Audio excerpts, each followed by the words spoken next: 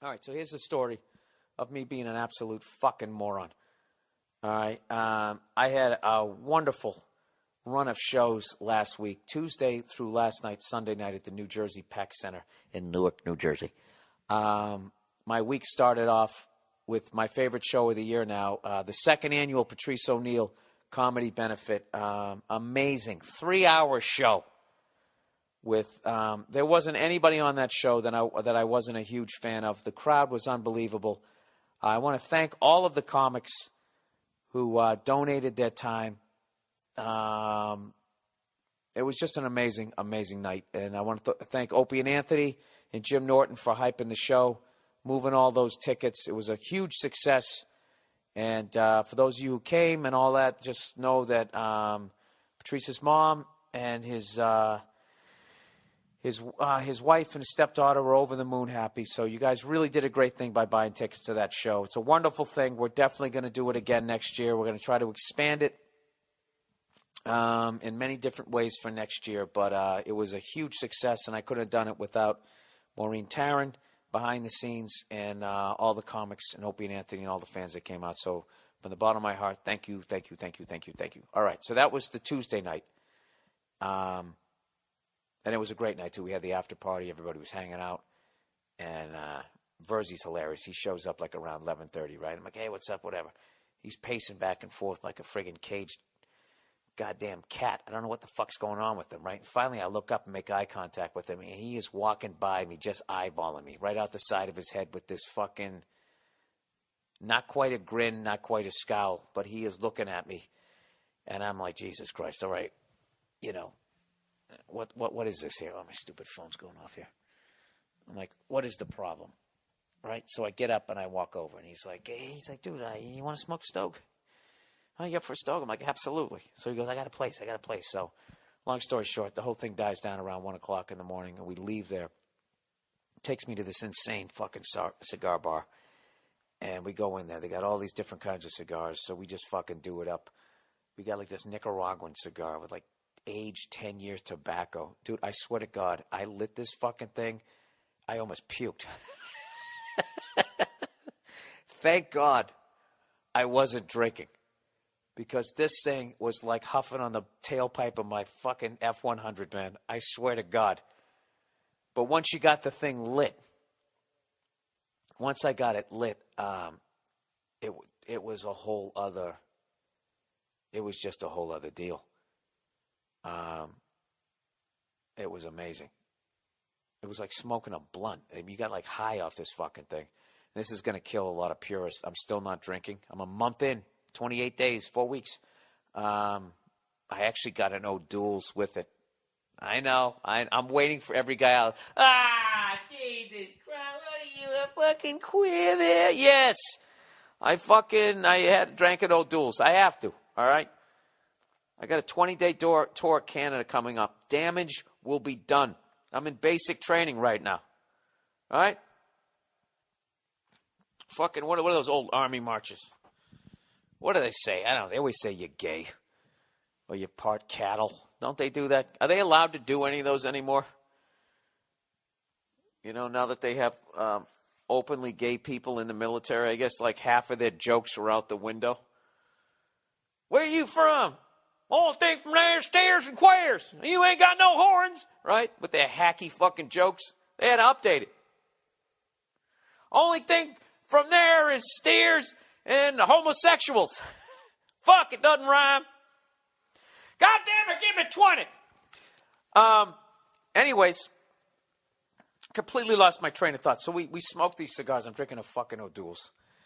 And it was still great. That's how unbelievable this cigar was. And it was so strong, like I don't need... This is me lying to myself, saying I don't need another cigar. I'm not going to lie to you. I want to fucking smoke one tonight, but I'm not going to. I always let, I get scratched up a little bit by alcohol and cigars, but I never let it get its hooks in me, And that's because of my, I have that German-Irish stubborn thing where I can push through shit. Because if I didn't, and I know a lot of people, Irish are a bunch of fucking alcoholics, but a lot of us aren't. Okay? And it would be nice if you brought us up every once in a while. I don't even know what the fuck I'm saying. I just basically how I'm wired. I feel when something's getting its hooks in me, and I continue to abuse it for like another 3 months, and then I go, all right, I got to stop. So that's what I do with cigars. Although now, just by talking about them, now I'm fucking. You hear that? That's me fucking hitting the bed right now. I want one, which is why I'm not going to smoke one. I keep it at bay. You know what I mean? Like that guy who doesn't want to be in a relationship. You know, he bangs her every 2 weeks and then doesn't call her. So then she doesn't develop feelings. And he shows up again. Hey, look who's here. Oh, is that my dick? Hey, right? And then you fucking leave again. So anyways, the next night, I'm out at Westbury Theater. The second time I've performed there. That's that one that Howie Mandel did a special there. I believe Brian Regan did a special there. It's fucking amazing. In the round, I went out there. Oh, no, wait a minute. The night of Patrice's thing, we fucking went over there and the cigar bar was closed. So when we went out to Westbury, that's what we did. After Westbury, we went in there. We had a fucking great show. Paul Verzi, arguably the best set I've ever seen him. Beyond being funny. Son of a bitch is smooth as hell now. Talking a little shit for you there, Verzi. Fucking guy is smooth as hell. Looks like a total pro. Handling being in the round. No problem whatsoever. Fucking killing it. And got that applause beyond, thank God, you know, you're done. Bring on the next guy. He got a sustained appreciation and a round of applause. Which was great for me to see as a friend, and then it also sucks as a friend because I know he's going to be headlining his own shit soon, and then he won't be opening for me anymore, which sucks. I mean, it's great for my liver, you know, and the mouth cancer there. Anyways, yeah, so then we went to the cigar bar and all that bullshit happens. And then the next night, I drove all the way down. Now I'm working with this dude, Nate Craig. We fucking drive all the way down to Charlottesville, Virginia. Supposed to be a 6-hour drive. Turned into a fucking 9-hour drive because they're digging up all the goddamn roads. You know? But it was interesting, man. We were going through like these highways. I always just take 95 down. We actually got off at 95 and kind of angled over there. And all of a sudden we're just going by these open fields that have like these cannons in them. I'm like, what the fuck are the cannons sitting there? Someone's going to steal that thing. And then we realized, oh, those are Civil War battlefields. Fucking insane. They're not even that big. Kind of like the Orange Bowl. Do you ever remember the Orange Bowl, how small it was when you finally went and saw it? If you'd seen some of the new stadiums, how fucking gigantic they are, like Lucas Oil Field. Like the battlefields, they're really small. At least the ones that I drove by at 40 miles an hour without really looking at too much appeared to be. Anyways. Did a show in Fredericksburg. No, I'm sorry. What did I say? Charlottesville. Next day drove up to Fredericksburg, I think it was, or Fredericks Hill. I don't know what the fuck it was. Someplace in Maryland. Then went back down to Richmond. And then had brutal traffic all the way up to the New Jersey Newark gig. But all the shows were awesome. And, all right, so the night ends. Had a great run. Nate was killing it the whole time. I hadn't worked with him in like a year, and I saw all his progress that he's made as a comic. And that, I'm telling you, man, that like inspires me to have a better show. That's the kind of people I like working with. I like working with people that are growing, you know. These fucking people, you come and you see them like a year or two later, and like their act hasn't changed at all. It's like depressing to see that. It's like going back to the towny bar, and there's that guy. Fucking guy that was sitting there the last time you were there, still wearing the football jacket and shit. They're just stuck in the mud. Drives me nuts. So whatever. Anyways, I'm now noticing, my level's low. I'm not going to fuck with this. This is where it was last week and nobody bitched. All I'm getting is one green light. Hello. Test. Fuck you. All right. That's good. Anyways, so this morning, I go to leave in the rental car, and Nate's been driving the rental car the whole fucking time. I get down there. I've already packed. I already have it mapped out how to get to Newark Airport from where I'm at because it's really tricky from downtown. Circuitous fucking route. I have everything ready to go. I wake up, 6:20. I'm down at the rental car by like 6:30, 6:35. I get in it. Everything's good. I got my little card to get out of the fucking garage. Finally, I'm organized. And then I'm looking at the keys. And all I see is just a square, like in my Prius, where you just take the square, like, magic key that you can unlock it from 50 paces, and you just stick it in the key vag that they now have in the dashboard. And I'm looking around, and there isn't one. All I see is a place where you stick the key in. And I'm looking, going, you got to be shitting me. I'm digging in my pockets. I can't find the fucking key. It's 6:35 in the morning. Nate is sound asleep. He's the last one who drove it. And I'm going, you got to be fucking kidding me. You got to be kidding me. I look down at the keychain. There's another little key ring. And I can see, like, it's all separated, like a key could have just fell off. And I'm like, you got to be fucking kidding me. And I'm just like, really? I start doing that. Really? Really, God? Really? What the fuck did I do to deserve this one? I can't just have a fucking quick trip to the goddamn airport. So now I'm already going, okay, I'm calling Nate. If he doesn't pick up, I am abandoning this fucking vehicle. Fuck this. I'm getting in a goddamn cab. I'm walking up. I'm taking the magic key portion of this thing and going, it's your own fucking fault for sticking a magic, the magic key with the fucking other key with the defective ring on it. This ain't on me. I'll tell you where it's at. You want to charge me $200? I don't give a fuck. I'm not missing my flight. I'm going home to see my family. All right? Fuck you. I'm out. I'm already thinking of that. So Nate picks up, like, hello, right? I'm like, dude, I'm sorry to wake you up, but do you have the key? I can't find the key. So he starts walking around his room, rummaging through pockets and shit. And then it finally dawns on him. He goes, wait. He goes, the key's on the thing. You just got to press the button.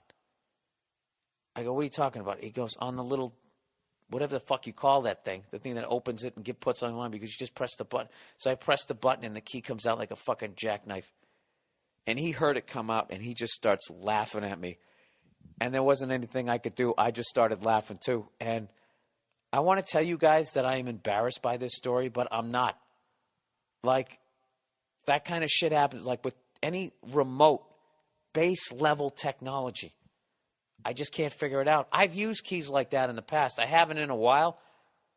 But it doesn't take a lot to stump me. Like anything that has to do with computers. Oh, so-and-so just tweeted at you. You should go look it up. I look it up. I can't find it. I suck at it. I fucking suck at it. And after I landed, he called me up and he was still saying, dude, like I couldn't go back to sleep. I was just laying in the bed laughing at you. And I was going, dude, and I told him the whole thing. I said, dude, if you didn't get on the phone, I wasn't going back up there. I was literally going to abandon the rental car. And he goes, who the fuck abandons a rental car? And I go, fucking successful people do. Keep your eye on the prize. Trim the fat. It's like the horse is stumbling. Just fucking shoot it. Now we're walking. Fuck it. I'll call a cab. I can never shoot a horse for all you animal lovers out there.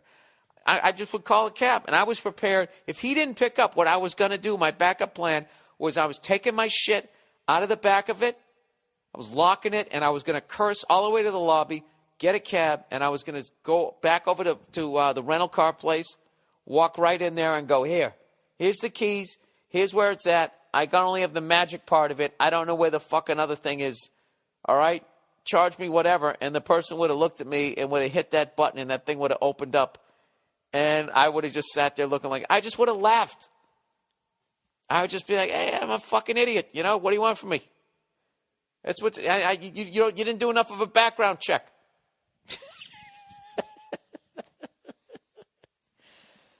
I don't know. I'm really having like major self-esteem problems because I already knew all of this shit about me. And then my wife hit me with that, you have ADD. And I told you last week when I was sitting there getting ready to do the Patrice thing. And it's always like a very melancholy thing to do. When someone you love like that has died, but you're doing something positive, there's still always that void. So I was talking to her about it, and I was literally getting emotional. For people who didn't listen last week, I was getting emotional about it. And I looked up, and there was a spider on the ceiling. And I was like, oh, a spider. And I just started talking about spiders for like, I don't even know how long I was gone. And I brought my head back down, and she was just looking at me smiling. And it was just like, I couldn't argue with her at that point. So, I don't know it really explains now why I did so horribly in school. I just remember being in these classes, and it was just me and a bunch of other fuck-ups. And I would be sitting in the class just going, I know I'm not as dumb as the grade that I'm getting in this. I can't be. Because if I was, I wouldn't be aware of how much of a failure I am. Would I? Like, do you think really dumb people are aware of it? You know, that look on their faces, they try to figure shit out. But then again, then I can go around and I can, like, a little hide-a-key thing can confuse the shit out of me. Fucking Nate was hilarious. He goes, what's your address? I'm going to send your wife some flowers. Just for having to live with me.